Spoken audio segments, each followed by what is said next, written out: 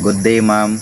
This is Jairo Flores, and this is my video presentation titled The Real Foundation of a Lasting Marriage. Many marriages today end in separation or divorce. We often hear about couples who once promised forever, but later decide to part ways. This growing reality raises an important question for us, young and idealistic individuals. What should we really consider before entering into marriage?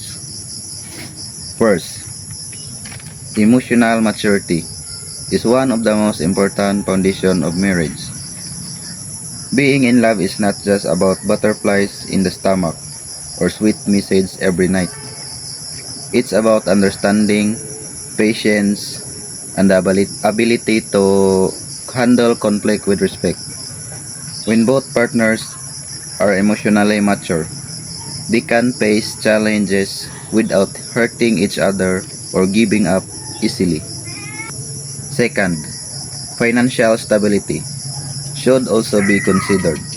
Love may be powerful, but it cannot pay the bills or put food on the table. Financial problems are one of the leading causes of marital failure. Being prepared financially means being responsible, having a plan for the future, and ensuring that both partners can contribute to building a stable life together. Third, shared values and goals are vital. Before getting married, couples should discuss their beliefs, priorities, and plans such as career paths, family expectation, and lifestyle choices. When two people share the same direction, they can work together more smoothly through life journey. And lastly, the communication is the lifeblood of any relationship. Many marriages fail not because of a lack of love, but because of a lack of honest conversation. Being open, listening with empathy, and expressing feelings properly help prevent misunderstanding and strengthen trust.